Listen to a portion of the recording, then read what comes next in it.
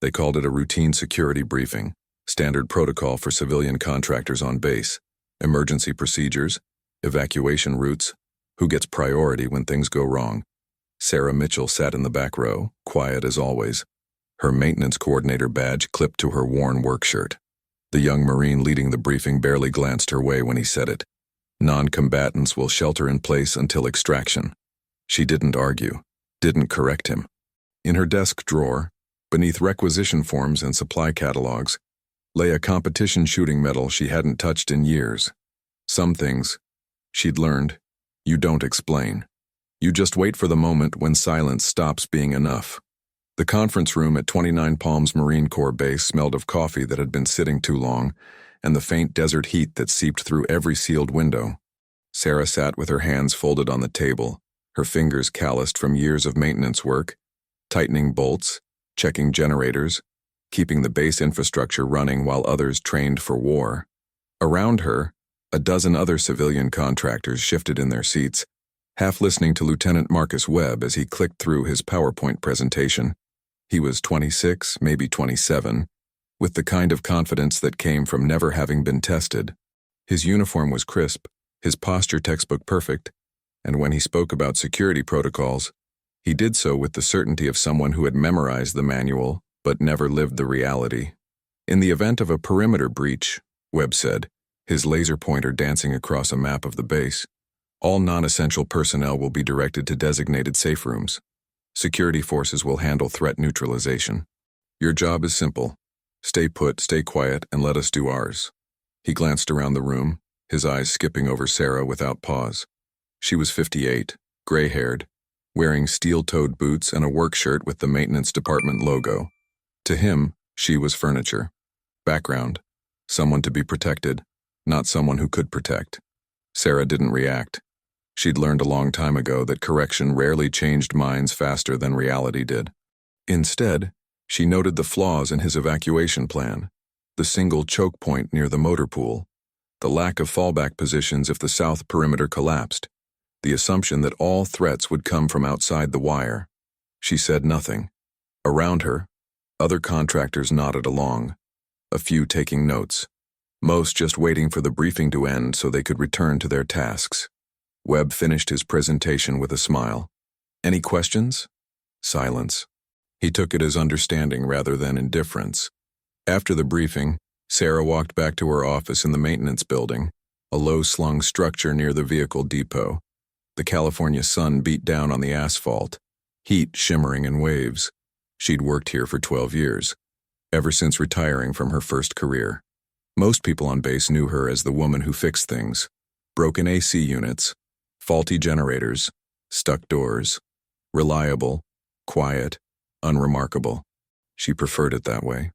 Inside her small office, the air conditioner rattled, and the walls were covered with work orders and supply chain schedules.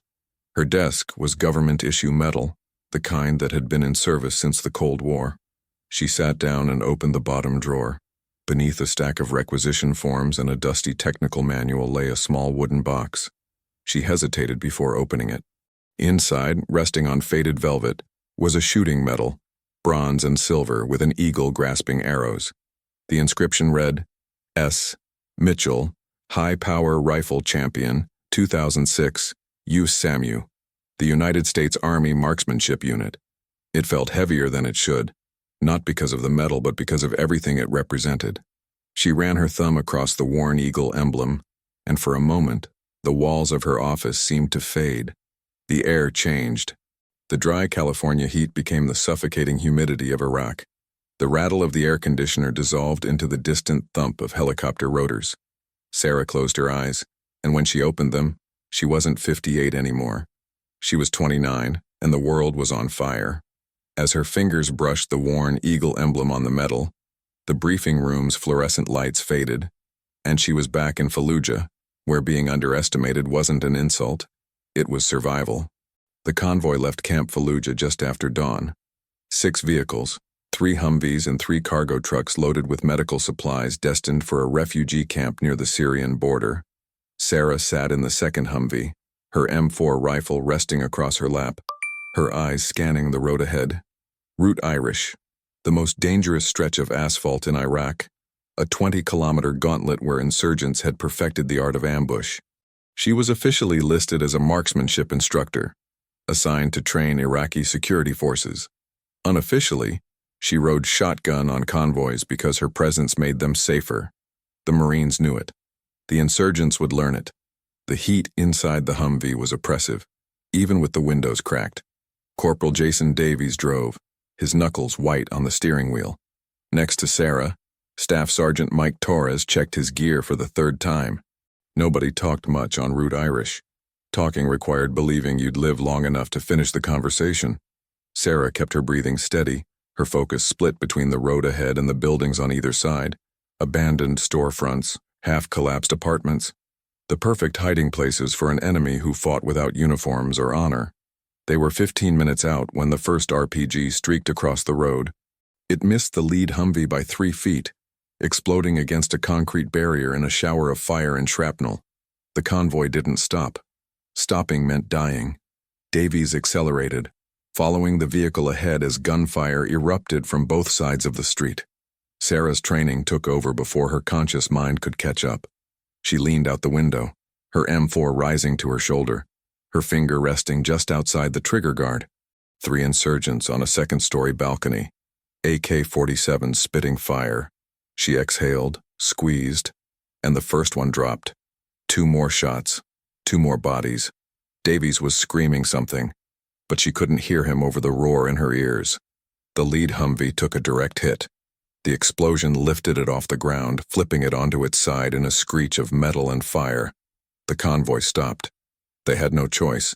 Marines poured out of the vehicles, returning fire, dragging wounded from the wreckage.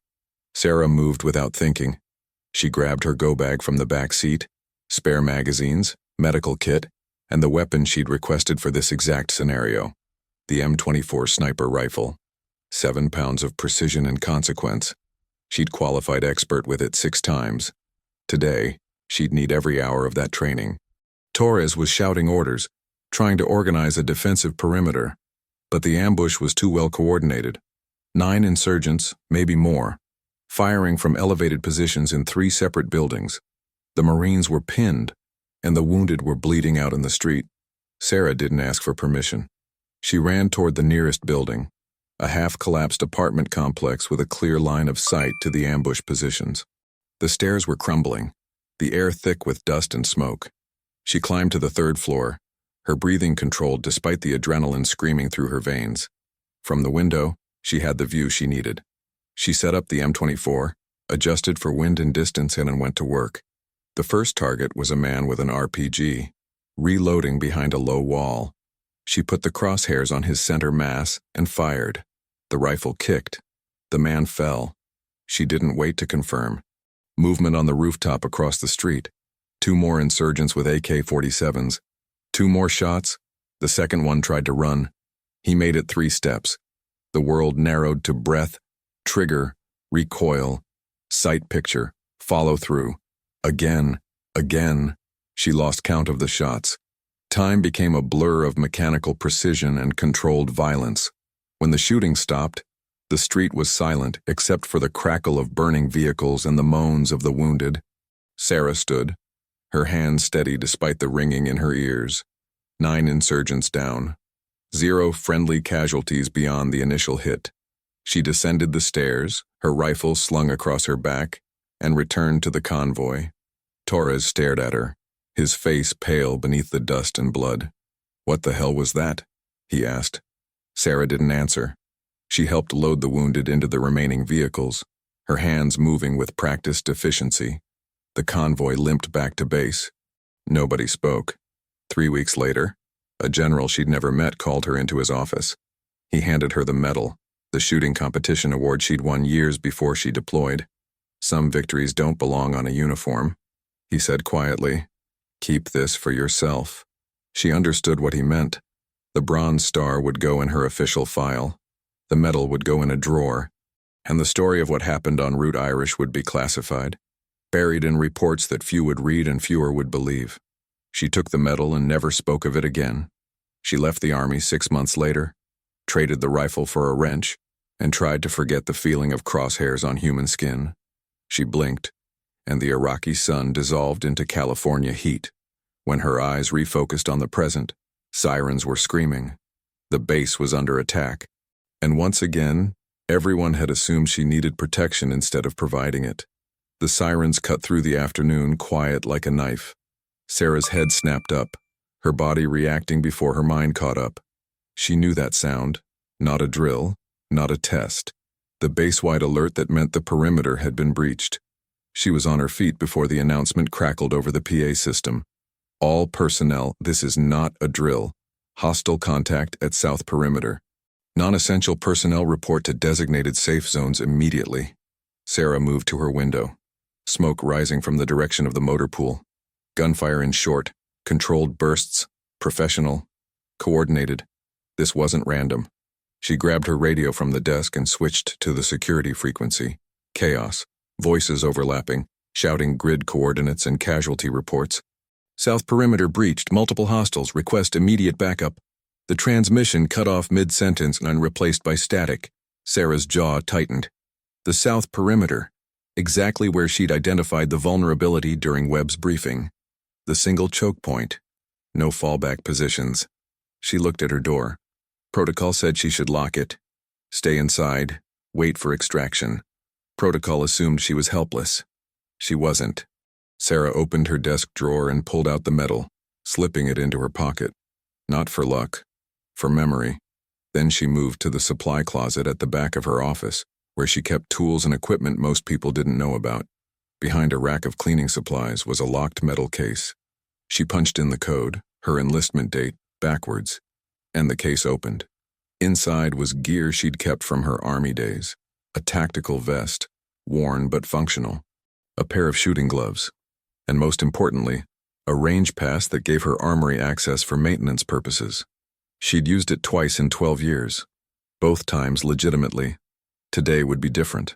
She pulled on the vest and left her office at a run. Outside, the base was transforming into a war zone. Marines sprinted toward defensive positions. Humvees roared past, mounted guns swiveling toward the sound of gunfire. Sarah moved against the flow, toward the armory. A young private tried to stop her.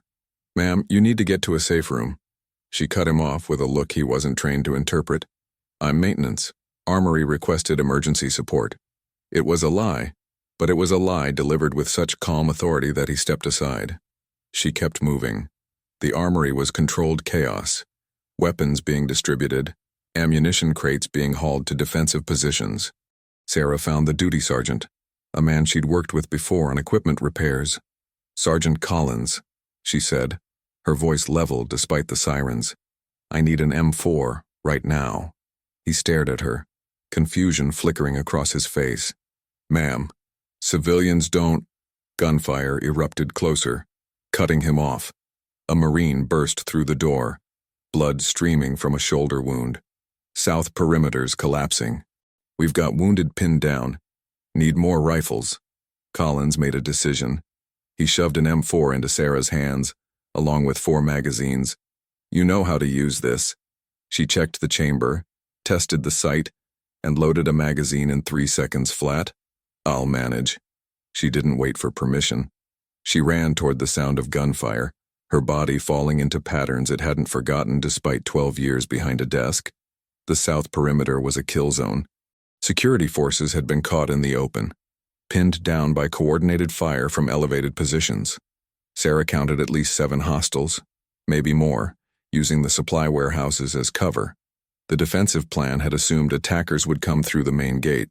Instead, they'd breach the fence near the vehicle depot and flank the security team. Webb's plan hadn't accounted for this. Webb's plan hadn't accounted for anything. Sarah found cover behind a concrete barrier and assessed. The Marines were pinned in a depression near the motor pool, unable to advance or retreat. 2 were wounded, 1 not moving.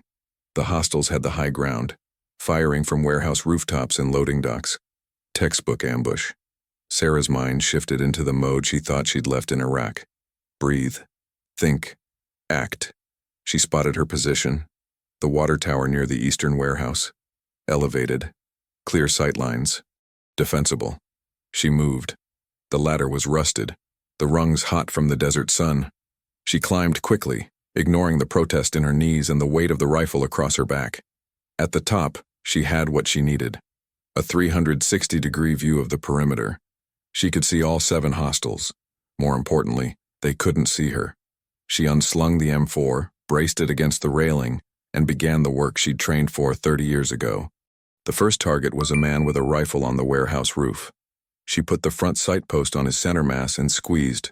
The rifle kicked. The man fell. She shifted. Second target. Third. The shots came in rhythm, mechanical and precise. No hesitation, no wasted movement. By the 5th shot, the hostiles realized they were being engaged from a new position. 2 tried to relocate. They didn't make it. The 7th saw her and raised his weapon. She fired first. The rifle clicked empty. She reloaded without looking, muscle memory guiding her hands. But there were no more targets. The perimeter was silent except for the ringing in her ears and the distant wail of sirens. She'd fired 14 rounds. 7 hostiles down. 0 misses. The same precision that had won her competitions. The same precision that had saved a convoy in Fallujah. She stood, her hands steady, and began the climb down. Staff Sergeant Derek Lawson had been watching through his scope. He was a SEAL, on base for a training exercise, and he'd taken position on a rooftop when the attack began. He'd seen the woman climb the water tower, seen her fire with a control that didn't come from luck or adrenaline. When she descended, he was waiting. "Ma'am," he said, his voice carrying a respect that hadn't been there before. "Where'd you learn to shoot like that?" Sarah looked at him, her face unreadable. "A long time ago." She handed him the M4. "Give this back to the armory. I need to check on my generators." She walked away before he could respond, her hands shaking now that the crisis had passed. Behind her, Marines were regrouping, tending to the wounded, securing the perimeter. Nobody stopped her. Nobody questioned why a maintenance coordinator had just saved their lives. She returned to her office, locked the door, and sat at her desk.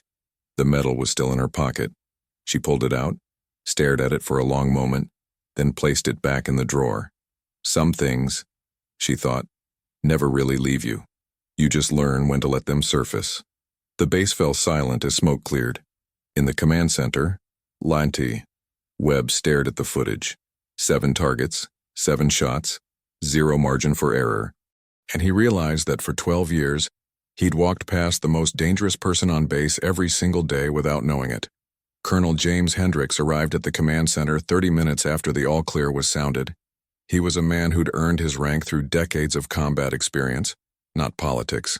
And he had the kind of presence that made rooms go quiet. He'd been off base during the attack, returning from a coordination meeting with regional command. Now he stood in front of the monitors, watching body camera footage from the perimeter engagement, and his jaw was tight. "Play it again," he said. The intelligence officer complied, rewinding to the moment when the south perimeter defense had turned. 7 hostiles eliminated in under 3 minutes. Precision fire from an elevated position. Textbook marksmanship. "Who was on that water tower?" Hendricks asked. Lieutenant Webb stood nearby, his face pale, still processing what he'd witnessed. "Sir, it was a civilian contractor, maintenance coordinator. Sarah Mitchell." Hendricks turned slowly. "A maintenance coordinator." His tone was flat, the kind of calm that preceded storms.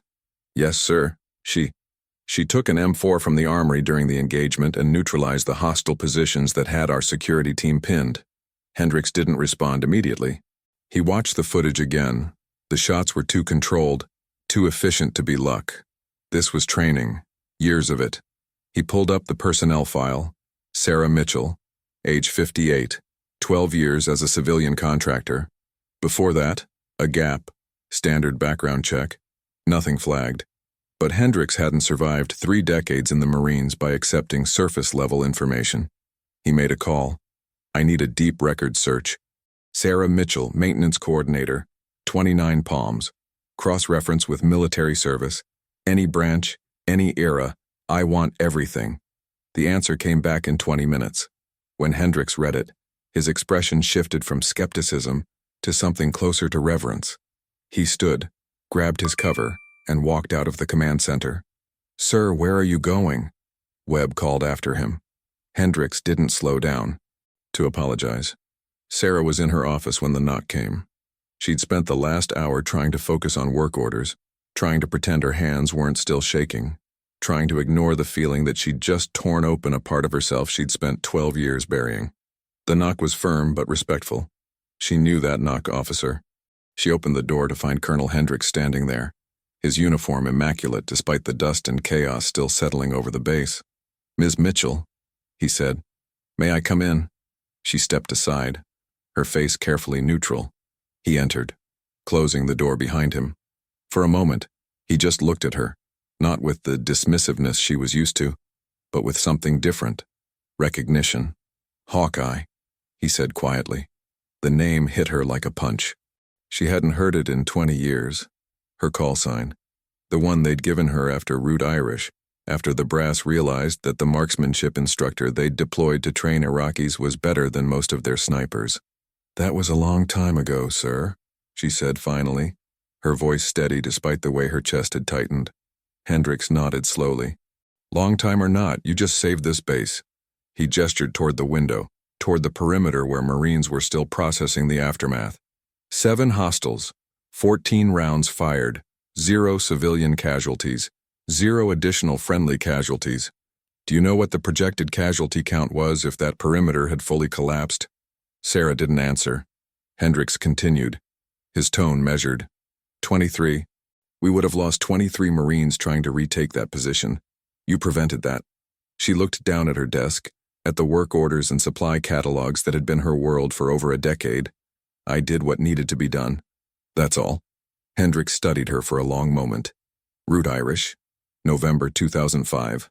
Convoy ambush. 9 insurgents neutralized by a single shooter while security forces were pinned. Bronze Star with valor, though the citation was classified. You disappeared from the Army 6 months later. Honorable discharge. Then, nothing. Until today. Sarah's jaw tightened. I left because I wanted a normal life. I wanted to fix generators. Not. She trailed off, unable to finish. Hendricks understood. Not carry the weight of who you had to be in order to survive. He pulled out a chair, sitting across from her without asking permission. It was a gesture of respect, soldier to soldier. Ms. Mitchell, Sarah, I'm not here to drag you back into something you left behind. But I need you to understand what happened today. Our security assessment failed, catastrophically. We categorized you as non-essential personnel because you're a civilian contractor with a maintenance job description. We assumed job title equaled capability. We were wrong. Sir, he raised a hand. Let me finish. Staff Sergeant Lawson recognized what you did. He's a SEAL. He knows precision when he sees it. Lieutenant Webb watched the footage and realized he'd been briefing you on evacuation procedures while you were probably identifying every flaw in his defensive plan. Sarah didn't deny it. Hendricks leaned forward. Here's what's going to happen. Officially, your job description doesn't change. You're still maintenance coordinator, but operationally, everything changes. You're getting tactical radio clearance, armory access. And if you're willing, I want you as an advisor on our security assessments. Sarah shook her head. I'm not a soldier anymore, Colonel. No, he agreed. You're something better. You're someone who knows when to stay quiet and when to act. Someone who doesn't need a uniform to do what's right. He stood, preparing to leave, then paused. This base just learned something important. Competence doesn't care about job titles. And the most dangerous people in the room are often the ones nobody's paying attention to. He moved toward the door, then turned back. There's one more thing. Lieutenant Webb is outside. He'd like to speak with you. Sarah's expression didn't change. He doesn't need to apologize, sir. Maybe not. But he needs to learn. And you're the lesson. Hendricks left, and a moment later, Webb entered. He looked younger than he had during the briefing, the confidence stripped away by reality. He stood at attention, though Sarah hadn't asked for it. Ma'am, he began, his voice tight. I owe you an apology. I categorized you as non-essential. I assumed that because you were a civilian contractor in maintenance, you were... He struggled to find the words. Sarah finished for him. You assumed I was helpless. Webb nodded, shame flickering across his face. "Yes, ma'am." Sarah gestured to the chair Hendricks had vacated. Webb sat, grateful for the permission. "Lieutenant," she said carefully, "you followed protocol. You did what you were trained to do. The problem isn't you. It's the system that teaches you to assess people by their job titles instead of their capabilities." Webb looked up, surprised by the lack of anger in her voice. Sarah continued, "I spent 7 years in the Army. I've forgotten more about marksmanship than most people will ever learn. But when I took off the uniform, I became invisible, and I preferred it that way." She paused, choosing her words carefully. "The lesson isn't that you should have known who I was. The lesson is that you should never assume you know who anyone is." Webb absorbed that, nodding slowly. "I won't make that mistake again, ma'am." Sarah allowed a faint smile. "Good. Now get back to work. That perimeter needs a better defensive plan, and I have generators to fix." Webb stood, saluted, an instinctive gesture of respect, and left. Sarah sat alone in her office, the weight of the day settling over her like a familiar coat. She'd spent 12 years trying to be invisible. Today, she'd been forced into the light. But as she looked out the window at the base, at the Marines regrouping, at the repairs beginning, at the order being restored, she realized something. She didn't regret it. She pulled the medal from her drawer one last time, held it in her palm, then placed it back and closed the drawer. Some things didn't need to be displayed to matter. They just needed to be remembered when it counted. 6 months later, the changes were invisible to outsiders but transformative to those who understood. Sarah Mitchell still wore her maintenance coordinator badge, still fixed generators and filed work orders. But twice a week, she stood on the base range, teaching young Marines the fundamentals of precision shooting. Not officially, not in any training manual. Just the way knowledge passes from one generation to the next, quietly and without fanfare. Lieutenant Webb ran the sessions, but everyone knew who the real instructor was. She didn't correct their stance with words. She demonstrated, breathe, aim, fire. The same lessons she'd learned decades ago. The same lessons that had saved lives. The Mitchell Assessment Protocol, as it was unofficially known, spread through base operations without ever appearing in a policy document. Every civilian contractor now underwent a skills assessment that went beyond job description, marksmanship, emergency medical training, crisis response capabilities, not to militarize them, but to accurately document what they could contribute if the worst happened again. It wasn't about turning contractors into soldiers. It was about recognizing that capability existed in unexpected places, and ignoring it was a tactical failure. Sarah's armory access became permanent, though she rarely used it outside of training days. The tactical radio stayed in her desk drawer, its battery always charged. She never carried a weapon during normal operations, but everyone on base knew that if the siren sounded again, she wouldn't be sheltering in place. Colonel Hendricks retired 8 months after the attack, but before he left, he called Sarah into his office one last time. "I wanted you to know," he said, handing her a formal letter, "that your actions that day are now part of the classified after-action report. Future commanders will read it. Future security planners will study it. You won't get a medal or a ceremony, but you'll be remembered where it matters." Sarah took the letter, read it once, then placed it in her desk alongside the shooting medal. "Thank you, sir." Hendricks smiled. "No, thank you. You reminded us that the most important assets aren't always the ones wearing the uniform." He stood, extending his hand. She shook it, the grip firm and equal. As he turned to leave, Sarah spoke one last time. "Sir, for what it's worth, your replacement should review the northwest perimeter. There's a blind spot near the communications tower. If I were planning an attack, that's where I'd breach." Hendricks paused, then laughed quietly. "Well, I'll make sure they know." The day Sarah turned 59, a young female Marine approached her on the range. Her name was Private First Class Emma Chen, 22 years old, fresh out of infantry training. She'd heard the stories, the maintenance coordinator who'd held the perimeter, the civilian who shot like a ghost. "Ma'am," Chen said, her voice uncertain, Could you teach me?" Sarah looked at her, seeing herself 3 decades earlier. Young, capable, underestimated. "Teach you what, Private?" Chen hesitated. "How to be ready when no one expects you to be." Sarah considered that for a moment, then nodded toward the firing line. All right. First lesson. Competence doesn't announce itself. It just shows up when it's needed. They worked through the afternoon, Sarah correcting Chen's breathing, her stance, her trigger discipline, not with harshness but with the patience of someone who understood that precision was built through repetition, not shortcuts. When they finished, Chen's grouping had tightened by 3 inches. Sarah handed her a scorecard. Keep this. Compare it to next week's. Improvement is the only metric that matters. Chen took it, gratitude clear on her face. As she walked away, Sarah felt something she hadn't felt in years. Purpose that didn't require a uniform. Impact that didn't need recognition. Legacy that would outlive memory. Some changes don't appear in policy manuals. They happen in the quiet moments when assumptions are replaced by understanding, when job titles stop mattering more than capability. Sarah Mitchell never asked to be seen. She just refused to be invisible when it mattered most.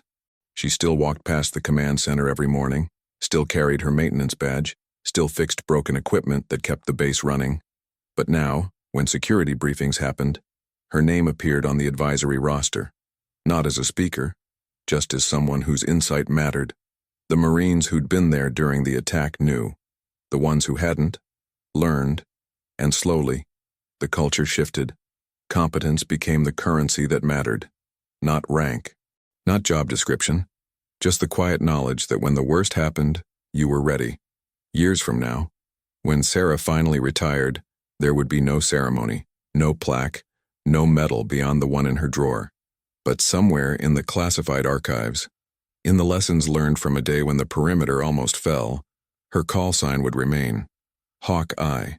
The name of a woman who proved that the most dangerous people in any room are the ones no one's watching. And in the memories of the Marines she'd trained, the lives she'd saved, the system she'd quietly changed, her legacy would continue. Not in headlines, not in history books, but in the muscle memory of young soldiers who'd learned to breathe, aim, and fire with the precision that turns chaos into order. That, Sarah knew, was enough. If Sarah Mitchell's story moved you, please like this video, share it with someone who honors quiet service, and subscribe to She Carries Honor for more stories of the women who served in silence but carried the weight of nations. Their stories deserve to be remembered.